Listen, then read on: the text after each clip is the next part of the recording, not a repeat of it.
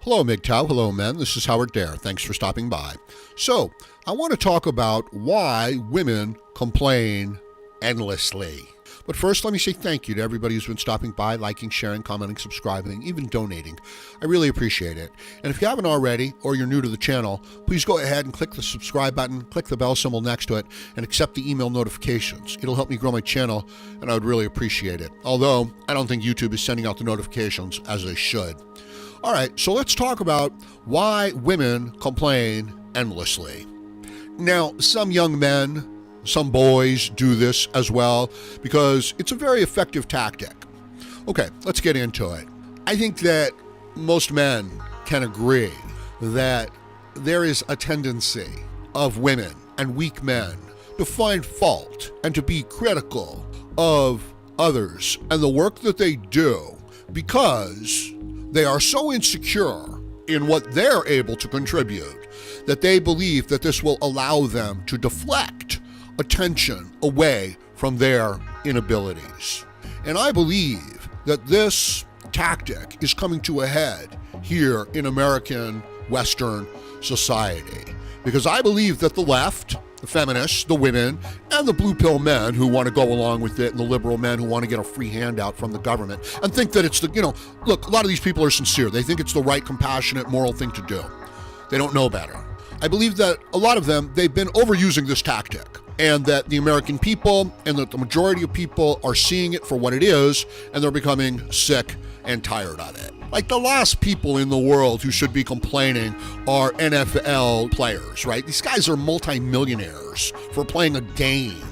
They're gifted physically, and they're, lucky in the fact that they're able to actually make a living using their gift.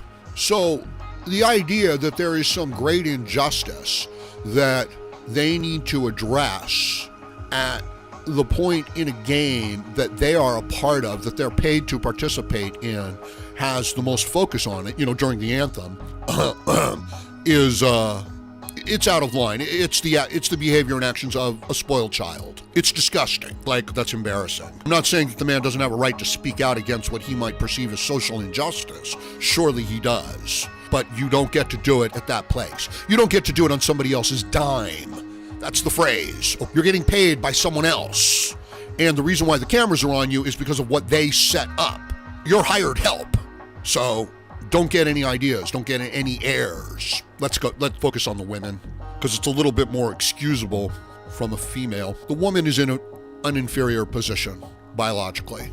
She becomes pregnant. Now, she doesn't have to in this day and age because of birth control and everything like that, but the biology is still there. The emotional wiring is still there.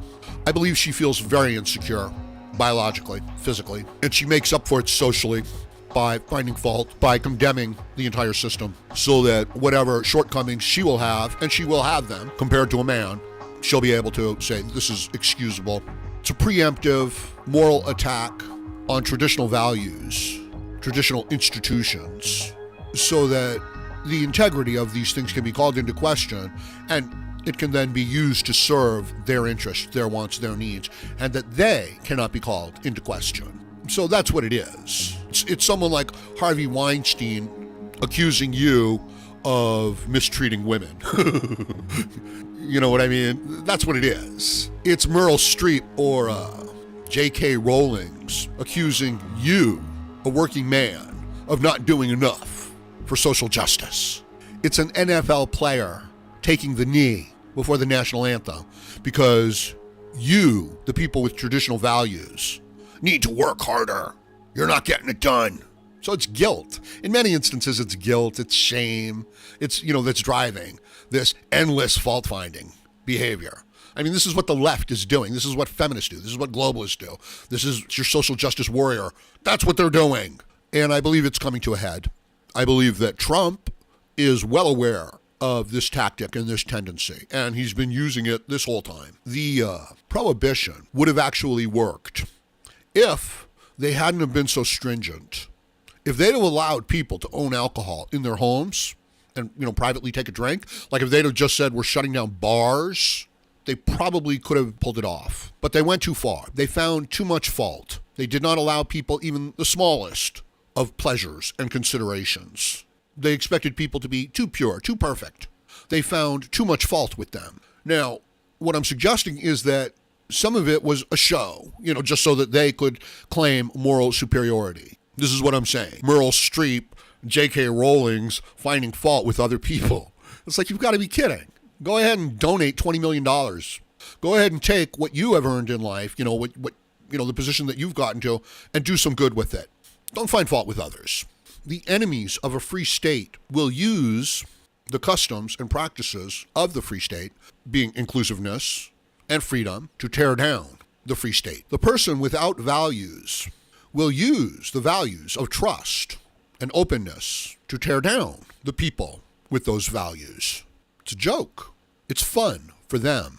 The talentless hack who has nothing to offer is a critic of those who work in his field. The man with little accomplishments finds fault, belittles those with more accomplishment. This is part of the tactic of how the weak tear down the strong, how the unworthy tear down the worthy. Understand that if these people were complaining about a problem, they would do something and fix the problem. They want the problem.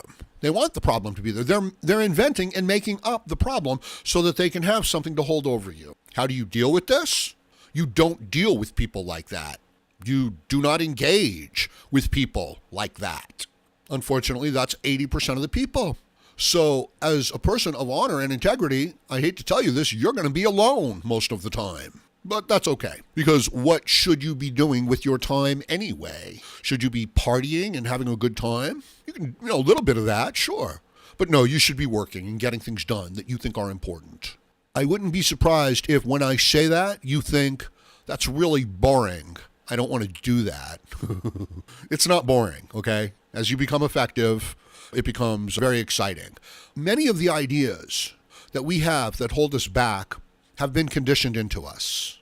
Many men who are not very successful, they shame men who are successful, or they say, oh, that person cheated. It's not because there's anything shameful in being successful, and it's not because that man may or may not have cheated.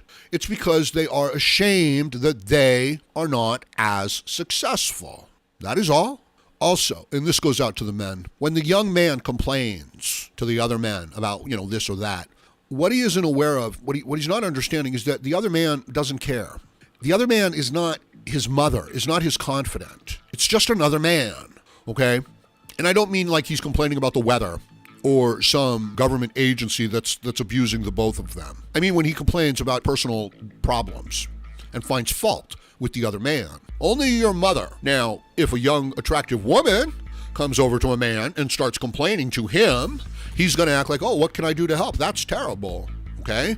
And it works. It's an effective tactic. So the young man sees that behavior. This is even on a societal level, like feminists and social justice warriors complaining. And he says, I'm going to use that tactic. That's what people do. That's how it works. It's not appropriate for a man. That's not how it works for a man. That's female behavior.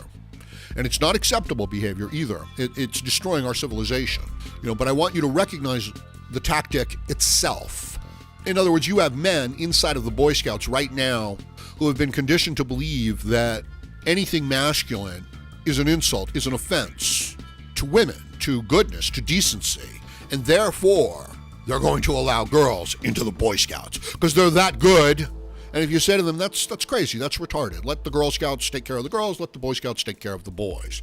They say, you're being sexist. You know what I mean? They attack you. They morally attack you. Now, what I'm saying is that the left has used this tactic way too much. And they're doing it. It doesn't have anything to do with legitimate problems. It has to do with them wanting to claim moral superiority. Okay? So how many times can Harvey Weinstein talk about how great women are, and how you should defend and protect women? Bullshit. How many times can these famous movie actresses and, these famous people who knew what he was doing now stand up and say, oh, this is terrible? It's like, well, if it's so terrible, why didn't you do anything about it? All you're doing is engaging in this tactic of pretending that the faults of someone else expunge you from any responsibility of fixing your own faults or taking any responsibility in this world. What an easy way to go through life. Finding fault with others.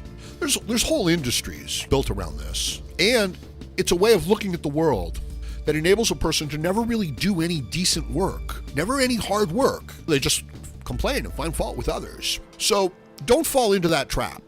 And I'm going to leave it at that for now. I'll be coming back to this subject.